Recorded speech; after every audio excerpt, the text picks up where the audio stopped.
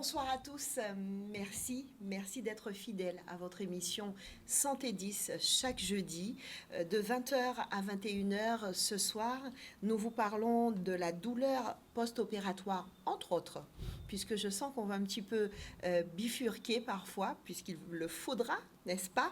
Et pour vous en parler, des professionnels de santé.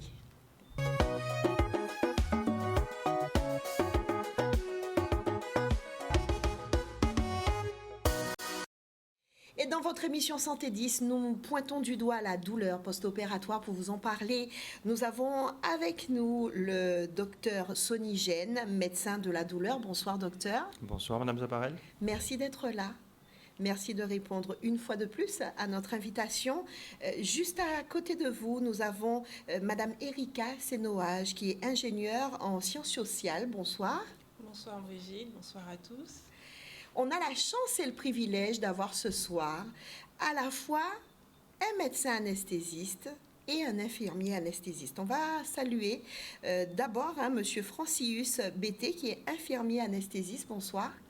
Bonsoir Brigitte, bonsoir les téléspectateurs. Merci d'être là. Juste à côté de vous, le docteur Popote Ludric, médecin anesthésiste. Bonsoir docteur. Bonsoir Brigitte, bonsoir à tous. Eh bien, ce soir, nous allons pointer du doigt, comme on l'a dit, la douleur post-opératoire. Toute première question, docteur Gène, Oui. pour nous mettre tout le monde d'accord, comme on aime bien dire. Qu'est-ce qu'on entend par la douleur post-opératoire? Alors, la douleur post-opératoire, c'est une douleur qui va être générée, enfin créée, par le fait qu'on va ouvrir, couper des chairs, des tissus, et cette douleur, elle est typiquement inflammatoire. D'accord ? Et pour répondre à cette inflammation, cette agression autorisée, puisque une intervention chirurgicale, c'est une agression autorisée, le corps va sensibiliser ou hypersensibiliser le système nerveux pour dire au cerveau qu'il y a une agression. Et vous pensez bien que s'il y a une agression, il va être important de lutter contre cette inflammation et de diminuer ce signal négatif pour que l'intervention puisse se passer dans de bonnes conditions. Alors, on entend parler de douleurs chroniques post-chirurgicales. Alors, tout ça, c'est bien long. Ce sont de grands mots. On aimerait que le docteur Gène nous explique de manière plus simple. La douleur chronique post-chirurgicale? Oui. Alors, effectivement, l'idée aussi, c'est de sensibiliser un petit peu le public par rapport à cette douleur qui persiste 2 mois après l'intervention, mais qui n'a pas de rapport forcément avec une douleur qui existait avant l'intervention ou qui est le résultat d'une complication de l'intervention et dont parfois on ne sait pas trop la cause. Et le malade va se plaindre d'avoir cette douleur-là 2 mois plus tard. C'est au moins un minimum, c'est la définition, elle est un petit peu arbitraire.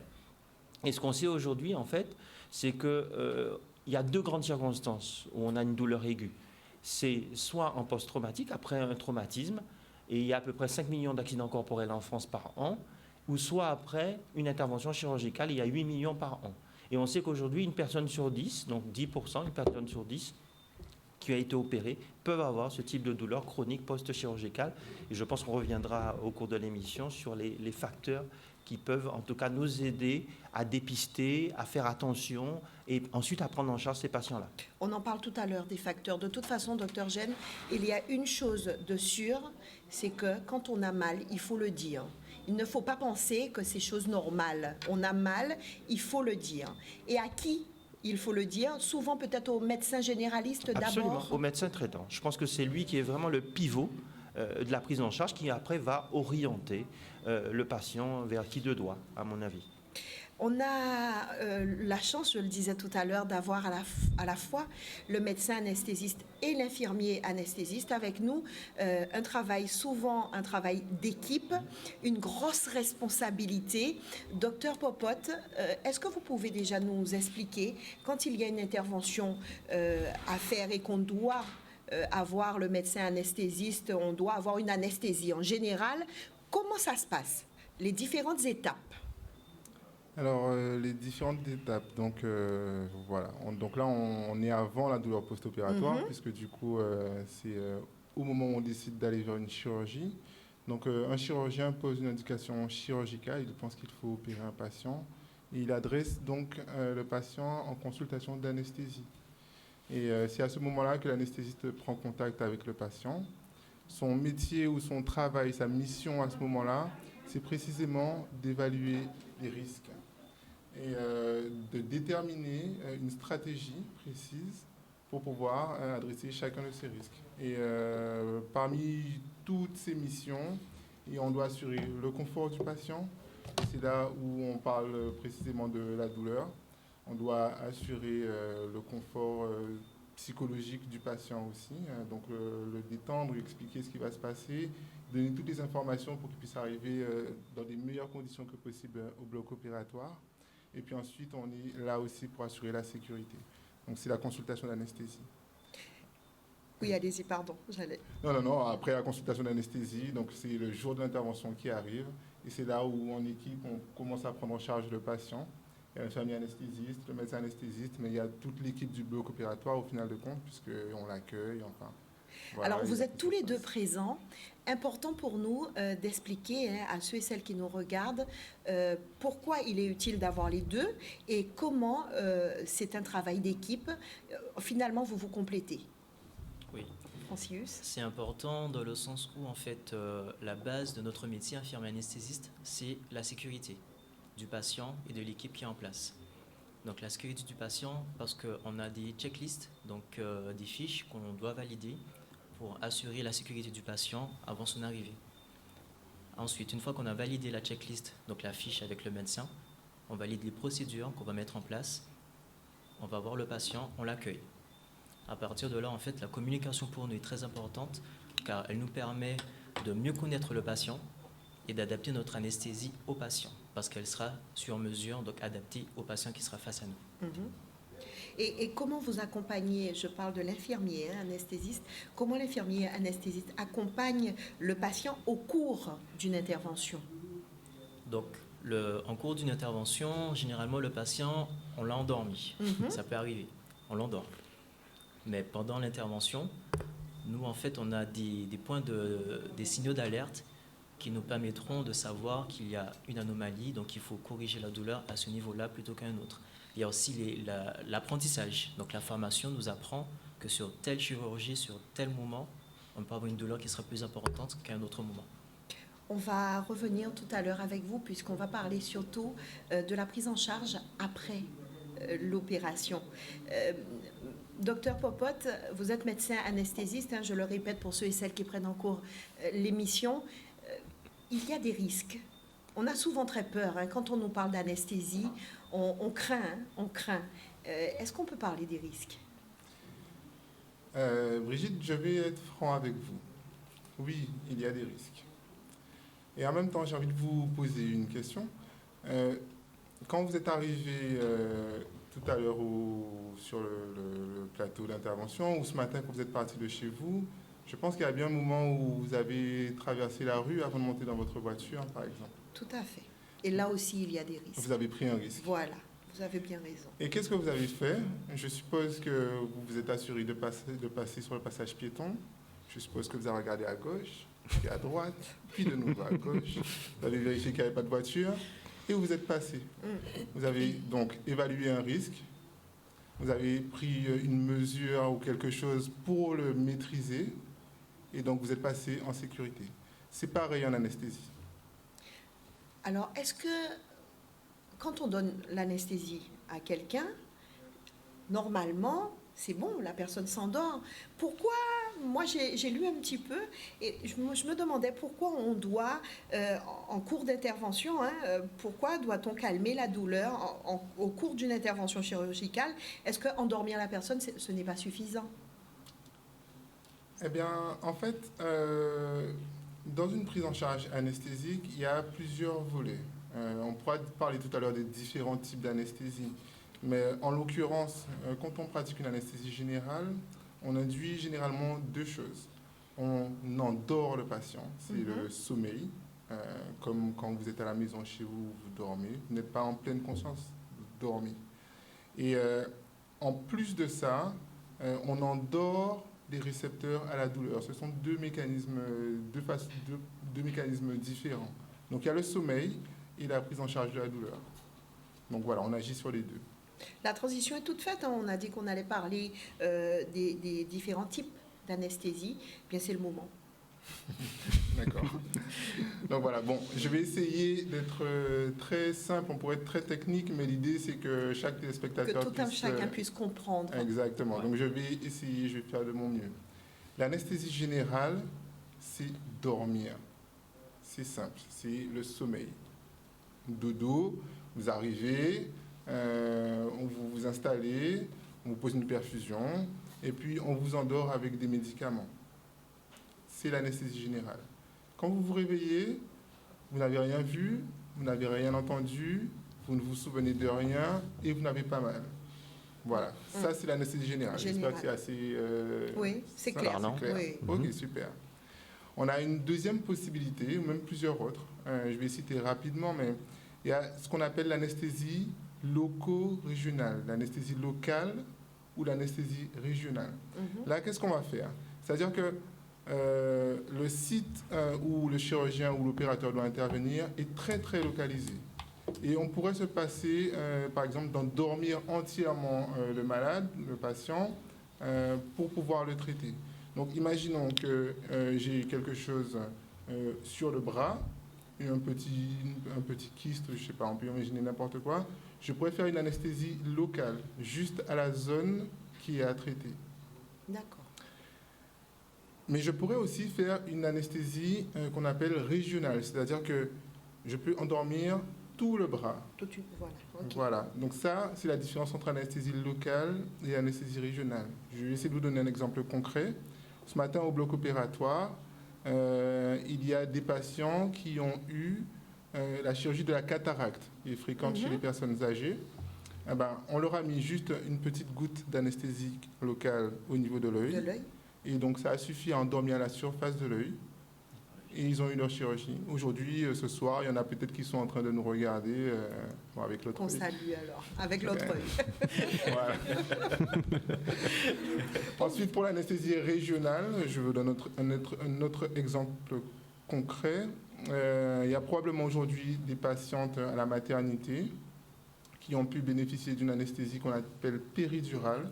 Donc c'est une anesthésie où on fait une petite piqûre au niveau du dos et on diminue la sensibilité de tout le bas du corps, de toute la région du bas du corps. Donc c'est anesthésie locale ou régionale. Pour compléter un peu tout ça, il y a ce qu'on appelle la sédation. Bon, c'est un terme un peu technique, où on parle aussi d'hypnose. Donc là, on ne va pas anesthésier ou endormir ni une région, ni une zone, ni l'entièreté de la personne. On va juste, d'une certaine façon, déconnecter un peu la personne.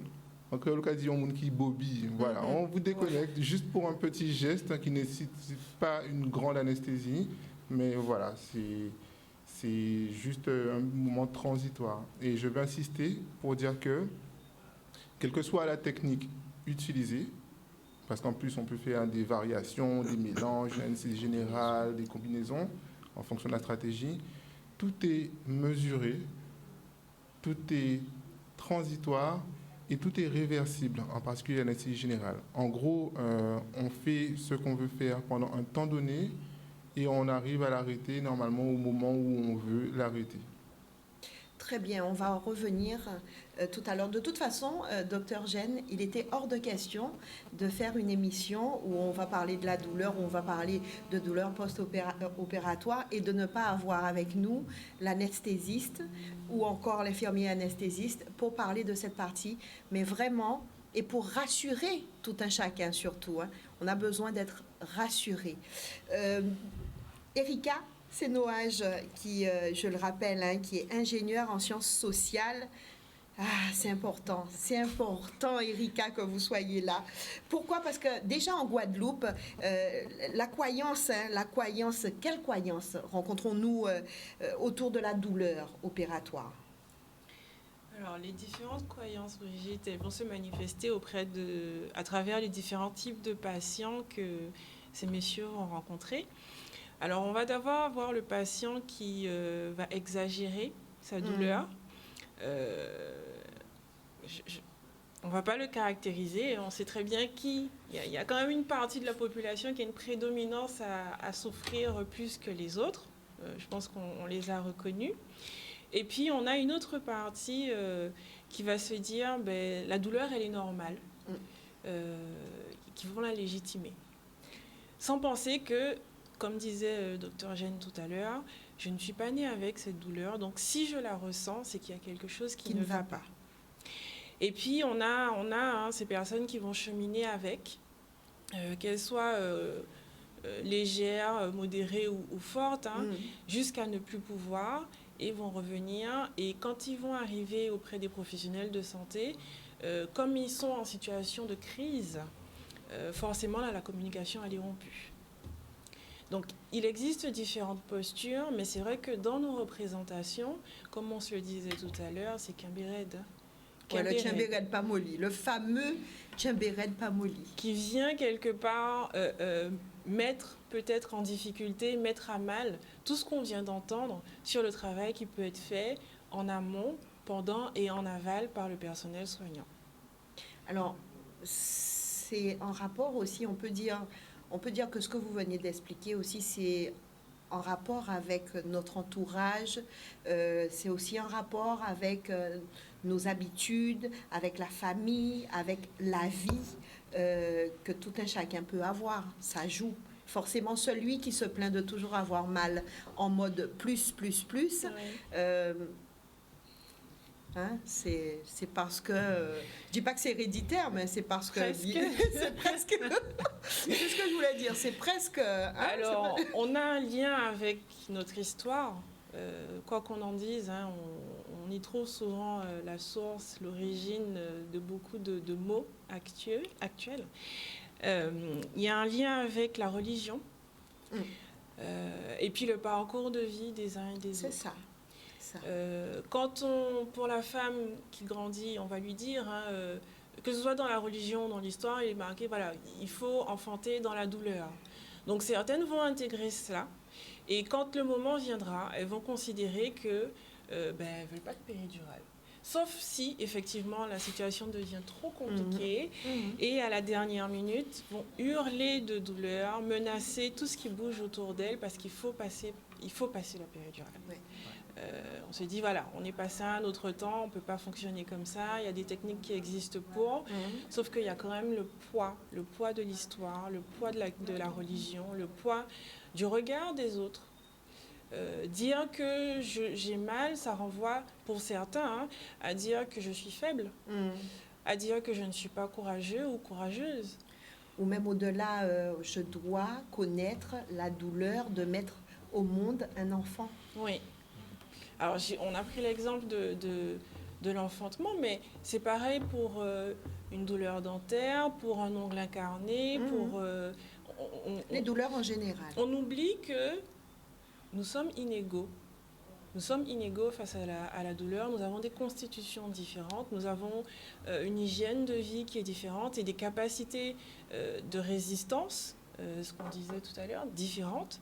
Et donc, quand on commence à sentir quelque chose, en tout cas moi, ce que je voudrais vraiment faire comprendre là, ce soir, si on a une sensation autre que de se sentir bien, c'est qu'il y a quelque chose qui ne va pas. Forcément, il y a quelque chose qui ne va pas. Et le docteur Gène l'a déjà plus ou moins expliqué, c'est pas normal, vous avez mal quelque part, ce n'est pas normal, il faut en parler. Le premier à qui vous allez en parler, c'est au médecin traitant, on l'a dit tout à l'heure. Est-ce qu'il existe, docteur Gène, des facteurs que l'on doit prendre en compte qui favorisent une douleur chronique post-chirurgicale? D'accord. Je vais juste réagir sur une chose, c'est pas la douleur qui est pas normale. C'est le fait qu'elle perdure dans le temps. C'est ça. Parce que la douleur aiguë, elle nous protège. Heureusement qu'on a cette douleur pour nous protéger contre un environnement qui serait toxique, agressif ou nocif pour nous.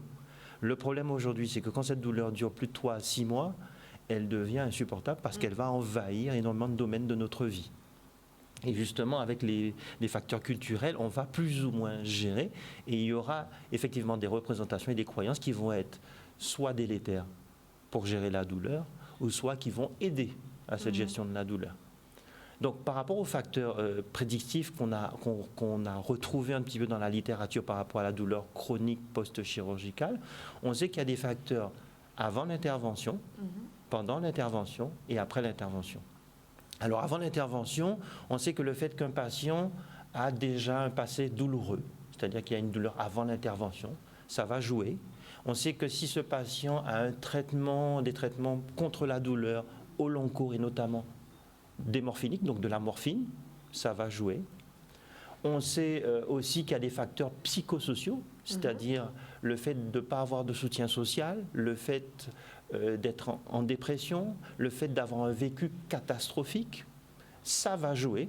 Et d'ailleurs, dans la consultation pré-anesthésique pour des patients qu'on a repérés comme étant extrêmement anxieux, on va même leur proposer un questionnaire, ce qu'on appelle le questionnaire d'Amsterdam, par exemple, pour coter un petit peu le niveau d'anxiété. Et on saura qu'il faudra rajouter quelque chose pour cette anxiété, pour que l'intervention puisse se passer correctement.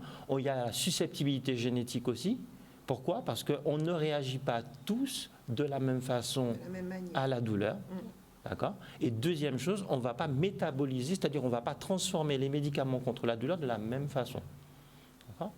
Ensuite, ça va dépendre aussi du type de chirurgie qu'on va avoir. On sait aujourd'hui qu'une chirurgie qui va être invasive, donc qui va être profonde, qui va demander plus de temps pour qu'elle soit faite, va jouer, même des antécédents aussi de reprise chirurgicale sur le même site. On va dans une localisation qu'on va reprendre. Ça va jouer aussi et rajouter. Il y a aussi l'âge, notamment chez les personnes âgées. On sait qu'elles sont plus à risque d'avoir des douleurs chroniques post-chirurgicales. Et il y a aussi le sexe féminin. Il y a le sexe féminin. Alors, je ne sais pas pourquoi, ne me demandez pas pourquoi, je ne sais pas. C'est juste colligé par la littérature. Ensuite, pendant l'intervention, c'est la chirurgie elle-même. On sait qu'une chirurgie qui est longue, alors longue, on peut penser, alors en gros, dans la littérature, on dit 3 heures. Une chirurgie au-delà de 3 heures, qui va être délabrante, c'est-à-dire qu'il va falloir vraiment aller inciser profondément, faire quelque chose de très large. Une chirurgie où il va y avoir des complications, où on va avoir des reprises, peut être un facteur de risque. Alors, vous entendez bien quand je parle de facteur de risque, ça ne veut pas dire que c'est systématique, mais ça peut survenir. D'accord ? Et enfin, après l'intervention, on a repéré aussi comme facteur, c'est les douleurs aiguës post-opératoires. Si elles durent plus de 7 jours, si elles sont répétitives et intenses, l'anxiété et la dépression, et surtout le caractère neuropathique des douleurs. Je fais, comme le docteur Popote, je vais faire simple, le fait d'agresser les nerfs, donc le système nerveux, ça va provoquer des douleurs neuropathiques. Des douleurs neuropathiques, c'est quand le patient vous dit ça brûle, ça lance. J'ai l'impression qu'on m'enfonce des aiguilles, donc des picotements, des fourmillements, des engourdissements, un froid douloureux. Il y a même un questionnaire aujourd'hui qu'on appelle le DN4, D pour douleur, N pour neuropathique. Et 4 réponses sur 10 posées dans le questionnaire va orienter vers une douleur neuropathique. Et on sait qu'aujourd'hui que les douleurs chroniques post-chirurgicales les plus, les plus mal vécues sont des douleurs neuropathiques. D'accord. Voilà. Donc tout dépend dans quel territoire qu'on va opérer et on reviendra après sur la prévention par rapport à ça. C'est très important. On va revenir tout à l'heure sur la prévention, vraiment parler des éléments de prévention qu'on peut mettre en place pour éviter toutes ces douleurs. On va marquer une courte pause et on va se retrouver juste après. Merci à vous et pour ceux et celles qui prennent en cours l'émission, sachez que aujourd'hui nous parlons de la douleur post-opératoire et nous avons la chance et le privilège d'avoir avec nous Erika Sénoage qui est ingénieure sociale. On a avec nous docteur Sonny Gène. On a notre médecin anesthésiste avec nous, docteur Popote, et on a un infirmier anesthésiste avec nous, monsieur Betty. Je n'ai pas fait d'erreur jusque-là. C'est bien ça. Tout est bien dit, tout est bien prononcé. Alors, on arrive au moment où il faut, d'un côté, rassurer tout le monde. On parle d'anesthésie. Vous le savez, que souvent, on a tendance à penser pour certains, mon anesthésie, est-ce qu'elle sortit en bas à ça, est-ce qu'elle est paralysée. Les gens sont encore à ce niveau-là, à se dire anesthésie égale des risques et de gros risques. On peut rassurer tout le monde, docteur Popote? Bien sûr. Euh, c'est légitime d'avoir peur, d'abord. C'est légitime d'avoir de l'anxiété. C'est pas tous les jours qu'on va subir une intervention chirurgicale. On y a souvent pensé bien longtemps avant. Donc avoir peur, c'est normal.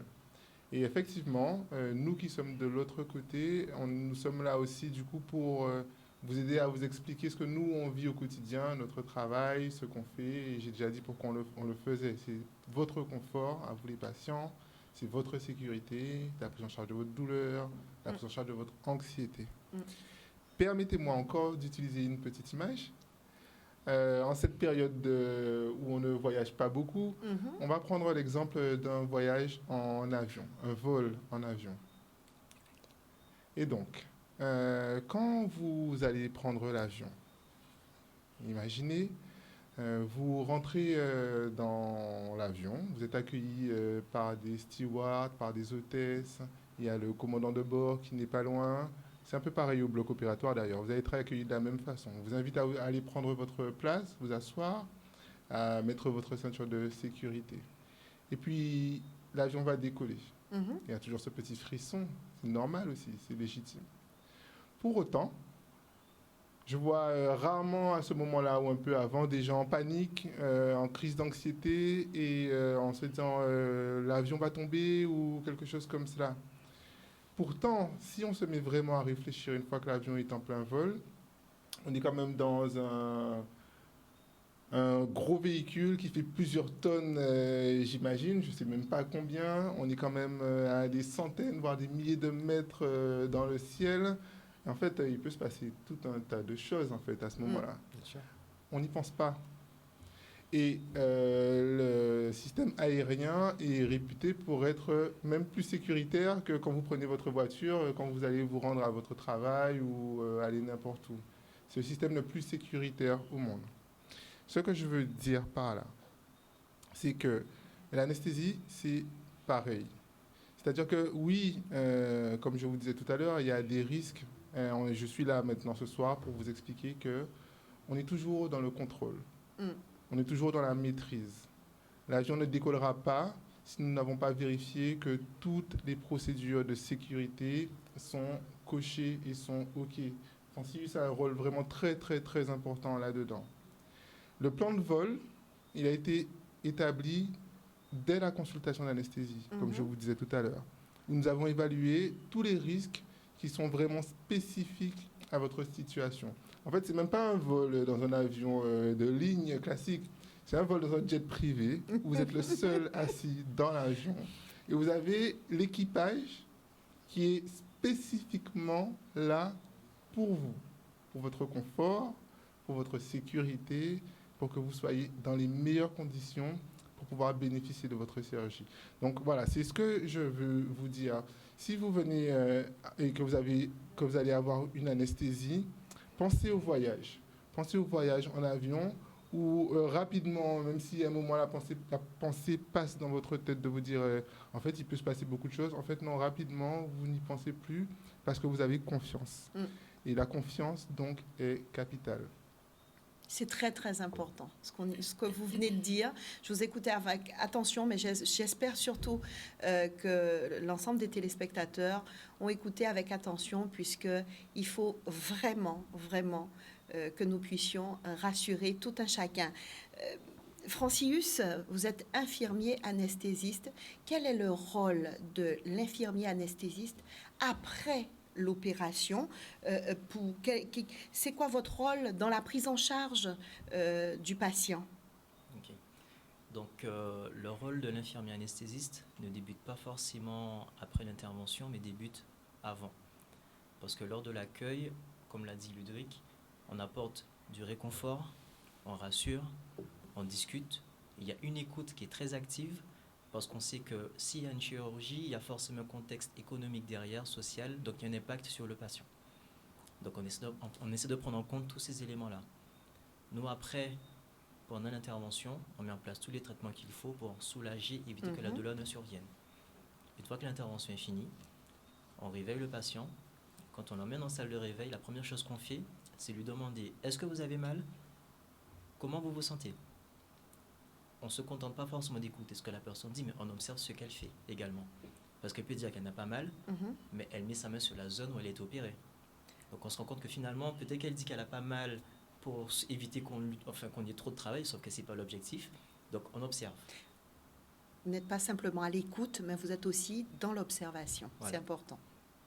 Et le fait d'observer, d'écouter et d'échanger avec chaque patient en salle de réveil, en mettant en place notre expérience professionnelle et la collaboration qu'on a avec le médecin anesthésiste, on sait qu'on doit mettre en place des thérapeutiques.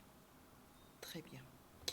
Docteur Gène, quel élément de prévention peut-on mettre en place pour éviter justement que ces douleurs soient présentes, ces douleurs chroniques post-chirurgicales?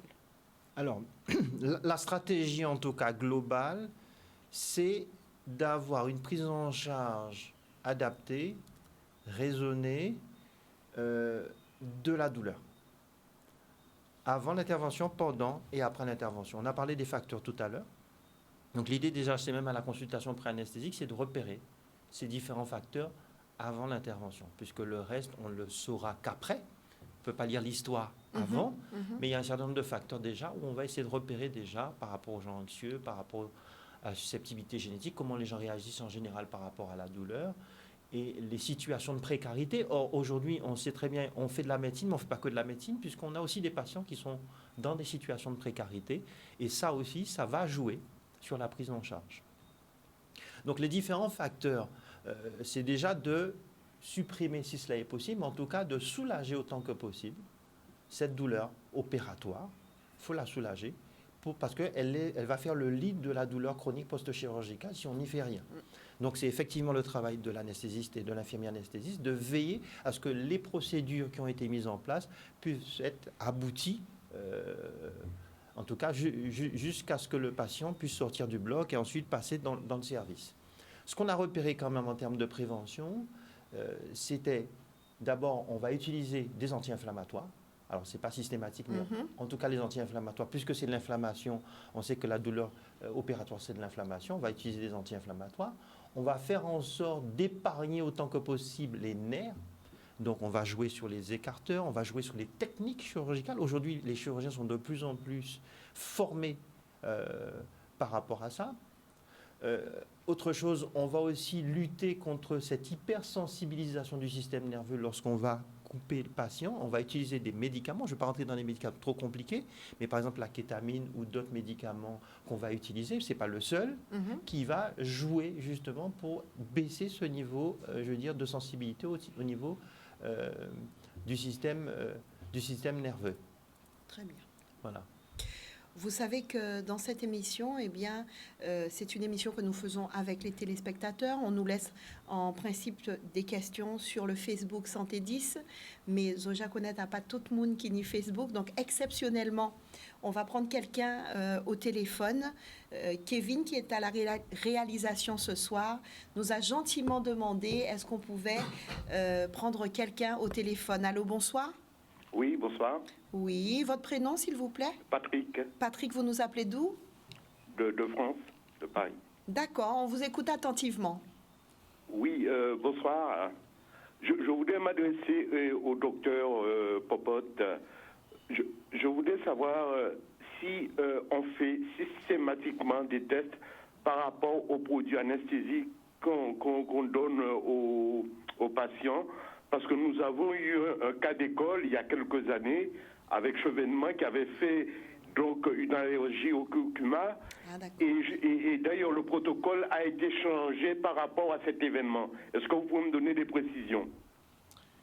Alors, on va vous laisser vous installer tranquillement devant la télé et puis M. Popote va tenter, en tout cas, de vous répondre, de vous éclairer sur le sujet. Pourquoi? Parce qu'on n'a qu'une ligne téléphonique ce soir. Donc, on va laisser Patrick s'installer tranquillement.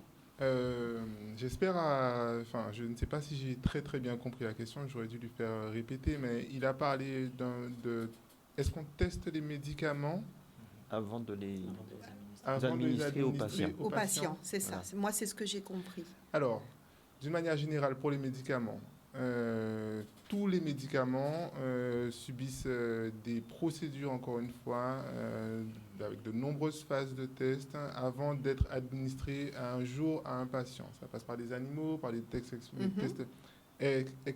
expérimentaux. Enfin, il y a plusieurs phases de la pharmacologie. C'est pas mon domaine, mais en tout cas, c'est très, très, très, très carré, très sérieux. Donc, voilà. Maintenant, ceci étant dit, comme l'a dit tout à l'heure Madame Senouage, et comme l'a dit aussi Monsieur Gênes, chaque individu est unique et différent. Il n'y a pas une personne comme vous, Brigitte, il n'y a pas une personne comme Francilius et ainsi de suite. Nous sommes uniques. C'est-à-dire que il peut très bien vous arriver à vous quelque chose qui n'arrivera, en tout cas à personne d'autre, voire à très, très, très peu de personnes. C'est pour ça que quand on donne la fiabilité d'un test en général, personne ne peut dire 100%. On va toujours dire 99,99999% parce qu'il y aura toujours cette infime partie qui dira, voilà, c'est pour confirmer la règle ou je ne sais pas comment dire. Enfin bon, voilà, il y a toujours ça. C'est un principe, c'est valable partout. Donc, Monsieur Chevènement, je suis bien désolé pour lui, pour le curcuma. Si c'est ça, je ne connaissais pas l'histoire. Mais voilà, il a fait part probablement d'une sensibilité particulière qui lui correspond à lui, mais qui ne correspond pas à la majorité de la population. Et donc voilà, pour prendre en charge les patients, on considère la majorité, et une fois qu'on se rend compte qu'on est en face d'une exception, on doit adapter du coup notre procédure à ce cas exceptionnel qu'on a en face de nous. Ça reste du cadre de l'exception. De l'exception. Et ça me permet de faire une toute petite parenthèse, d'être un tout petit peu hors sujet quand même. C'est comme certaines personnes qui réagissent difficilement aux anesthésies. Alors, ils sont très peu. Je me suis un petit peu documentée. Visiblement, le nombre est très minime, mais ça existe. Exactement. C'est exactement le même principe. Bon, je tiens à dire quand même que normalement, à la fin, on gagne toujours. Ouais, ou qu'est dormi. Ouais, nous battons premier, ou pas dormi. Le deuxième là, ou qu'est dormi. Alors, on va s'adresser à Madame Senouage, Erika. Finalement, qu'est-ce qu'on doit faire? Quels seraient les éléments à travailler pour améliorer en tout cas la prise en charge de la douleur ici en Guadeloupe, dans notre île? Alors, au lieu de parler de la prise en charge de la douleur, j'aimerais quand même, si je peux me permettre ce soir, de parler de collaboration. C'est un travail d'équipe, mais là, j'intègre le patient et la famille du patient dans ce travail d'équipe. Parce que quand on parle des douleurs post-opératoires, et notamment des douleurs chroniques, on est quand même dans une situation, c'est la situation d'une douleur qui va s'installer dans le temps et qui va probablement dégrader une situation qui n'était déjà pas très stable. Donc il y a une fragilité sur laquelle on va rajouter quelque chose qui va se dégrader. Donc ça veut dire que, je sais que ça n'est pas facile pour certains, mais admettre la douleur qui s'installe, ça n'est pas un échec, ça n'est pas une défaite.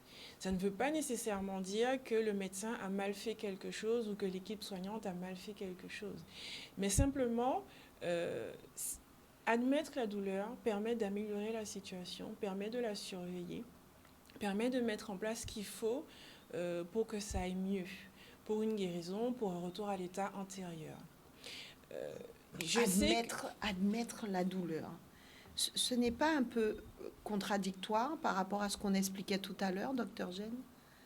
Admettre la douleur? Alors, moi, ce que j'entends, c'est ne pas être dans le déni. C'est-à-dire composer avec et apprendre à la gérer. D'accord. Moi, je là, on est d'accord. Ou alors je dis pas que, je ne sais pas si on peut dire qu'il faut accepter la douleur. C'est très compliqué. Moi, en tant que médecin, j'ose pas dire à mes patients d'accepter quoi que ce soit. Qui suis-je pour dire ça? Par contre, il faudra composer avec. Admettre, moi j'entends qu'il faut composer avec puisque c'est vrai que même à la consultation de douleur chronique rebelle, on ne va pas promettre aux gens la guérison. On va leur expliquer qu'on va mettre tout notre art médical pour pouvoir soulager autant que possible leur douleur. En tout cas, Erika, composer avec nous permet d'avancer. d'avancer, d'aller mieux, oui. Et une meilleure prise en charge au final. Parce que si on ne dit pas qu'on a mal, si on n'arrive pas à la situer, à la quantifier, en face, on ne peut pas avoir une réponse, on ne peut pas avoir une aide adaptée. Alors, si je peux me permettre, oui. je vais rebondir sur ce que dit Erika, parce que pour vous donner un exemple de cet après-midi, cet après-midi, on a endormi une patiente, enfin on ne l'a pas endormie globalement, on a fait une anesthésie régionale, on a endormi son bras pour une chirurgie du canal carpien. C'est une patiente d'une 60aine d'années qui travaille, je pense, en tout cas dans un... Bref, qui fait beaucoup de gestes manuels. Et donc on lui endort le bras cet après-midi. On est là, il y a de la musique pendant qu'on fait l'anesthésie loco-régionale. Et puis finalement, on part au bloc opératoire. À aucun moment, je n'ai ressenti que cette dame était ni stressée, ni anxieuse. J'ai discuté avec elle, on a même rigolé. À aucun moment, j'ai senti qu'elle était stressée ou anxieuse. Arrivé au bloc opératoire, au moment où la chirurgie a commencé, là, changement complet de situation. Et là, je me rends compte qu'en fait, elle était beaucoup plus stressée que je ne le pensais. On a fait ce qu'il fallait, c'est-à-dire qu'on l'a remise dans des conditions de confort et on a fini l'intervention. Arrivé en salle de réveil, je vais la voir et je discute avec elle. Et là, elle m'explique qu'en fait, c'est là où elle m'explique l'histoire. Ça fait des mois qu'elle a mal. Les 2 mains sont atteintes, elle avait peur de faire la chirurgie. Il y a une collègue qui a eu la chirurgie, elle a eu une mauvaise expérience, ça s'est mal passé. Et elle avait très très peur. Donc tout ça pour dire que ça, dans l'échange que j'ai eu avec elle, pourtant je vous ai dit que c'est ma mission, que je cherche à le faire, elle ne me l'a pas dit. Et elle ne vous l'a pas montré. Elle ne me l'a pas montré. Et si elle me l'avait dit, si je l'avais perçu, si j'avais réussi moi-même à trouver ou à voir cela, j'aurais agi complètement différemment avec elle. Alors, je rebondis, il faut l'exprimer, il faut parler. On a tout ce qu'il faut pour vous prendre en charge dans les meilleures conditions. Si vous ne dites pas que vous êtes stressé, c'est légitime, encore une fois. Si que vous avez peur, c'est aussi légitime. Vous nous privez de vous aider au mieux de ce qu'on peut faire. Voilà, c'était pour rebondir. Erika, ça nous permet une petite parenthèse. La femme est beaucoup plus costaud que l'homme. N'ose pas dire, voilà, se dit, bon, allez, on va y aller et tout, alors que le monsieur, il va tout de suite dire, bon, docteur, bah, on paie même. On dirait pas que le docteur, je suis d'accord, mais bon, c'est pas grave. Moi, j'ai envie que l'émission se termine quand même. Ouais, ça y est, l'émission se termine. On a Marie-Cécile de Toulouse qui demande au docteur Gène combien de temps après on est censé ne pas avoir mal? Combien de temps après, donc je pense après une opération, combien de temps après on est censé ne pas avoir mal? Comme je le disais, au niveau de la définition, on se donne 2 mois. Une douleur qui va persister au-delà de 2 mois, mais il faut bien préciser les choses. On avait pas mal avant l'intervention, il n'y a pas eu de complications sur cette intervention, et à la limite, on ne se pose même pas la question du lien avec l'intervention. On sait juste dans l'historique qu'il y a eu une procédure chirurgicale à un certain moment. Alors, l'idée, c'est pas de tout mettre sur l'intervention, et c'est pour ça qu'il faut vraiment bien correspondre à la définition. D'accord ? Et les douleurs chroniques post-chirurgicales peuvent survenir même lorsque le chirurgien a tout fait correctement. Il faut bien comprendre ça. C'est pour ça que j'ai cité tous ces facteurs. C'est pas lié qu'à l'intervention. Il ne faut pas réduire la douleur chronique post-chirurgicale à un problème d'intervention. D'accord ? C'est beaucoup plus large. Alors, et je voulais juste rajouter dans les facteurs de prévention, bon, ça aurait pu être les anesthésies qui le disent, mais c'est l'anesthésie loco-régionale. Le fait de privilégier l'anesthésie locale et régionale, c'est un facteur de prévention parce qu'on se rend compte effectivement que ça va être beaucoup plus facile à gérer. En fait. Alors Claude de Capesterre, je vais y aller très vite. J'espère que Kevin ne va pas nous tirer les oreilles parce qu'on a dépassé l'heure. On a Claude de Capesterre qui demande au médecin anesthésiste, alors c'est écrit en créole, parler créole, oui, facilement, mais lire le créole, c'est notre exercice. Alors, docteur Popote, est-ce que pour certaines interventions, l'ayodi ou anesthésie locale ou pas d'accord et demander anesthésie générale. C'est Claude, hein? Oui. Bonjour, ça, Claude. Claude note bien père, Claude de Kadia ou à local. Mets-moi dormi tout. Claude, premier monde qui peut décider et choisir, c'est vous. C'est-à-dire que si vous n'avez pas une anesthésie, on rachète anesthésie, une anesthésie locale, ou pas obligé de prendre. Par contre, rôle à médecin là, c'est d'expliquer qui bénéficie et qui risque qu'on a dans chaque type d'anesthésie. Vous voyez, M. Genta, il a dit que privilégier une anesthésie locale, régionale, ça va protéger de certaines douleurs après intervention là. Donc, voilà. Nous avons ça qu'on a gagné, ou que ça ou qu'on perdre peut-être, ou bien ça ne veut pas. Et après ça, il faut nous faire un choix. Mais dans le choix là, ça, moi, il y a toute importance. On a Claudette qui est infirmière à Robert Debré et qui nous a mis un petit mot. Merci pour ce plateau, merci pour cette thématique. Voilà. Super. Merci à vous. Merci Kevin. Pourquoi je dis merci Kevin? C'est pour passer la pommade parce qu'on a un petit peu dépassé. Voilà. En tout cas, merci à vous, chers téléspectateurs, d'avoir été au rendez-vous une fois de plus. La semaine prochaine, jeudi prochain, on aura avec nous le docteur Étienne Julan, le docteur Lee. Enfin bon, je me tais parce que l'heure est déjà pratiquement... Merci à vous de votre présence ici ce soir. Merci à vous. Merci Erika Sénoage, ingénieure en sciences sociales. Merci docteur Gène, médecin de la douleur au CHU de la Guadeloupe. Voilà. Docteur Popote Ludric, médecin anesthésiste au CHU de la Guadeloupe. Au CHU, je veux juste dire un dernier mot. Depuis 3 ans, tous les personnels de santé de tous les CHU, cliniques, toutes les compagnies, puisqu'on a parlé d'aviation, ont donné vraiment beaucoup en termes de résilience et d'adaptation. Donc vraiment, j'en profite pour vraiment vous saluer chaleureusement, tous. Sans exception. Sans exception, on fait le même travail. Merci à Francius BT, infirmier anesthésiste au CHU de la Guadeloupe aussi, c'est ça? Également, oui. Eh bien voilà, qui nous permet de saluer toute l'équipe du CHU de la Guadeloupe. Merci encore. Et Kevin qui me dit, s'il te plaît, tais-toi, Brigitte. Mais alors, tais-toi. Allez, bonne soirée. À vous, rendez-vous jeudi prochain. Même lait, même télé, Soja Connect.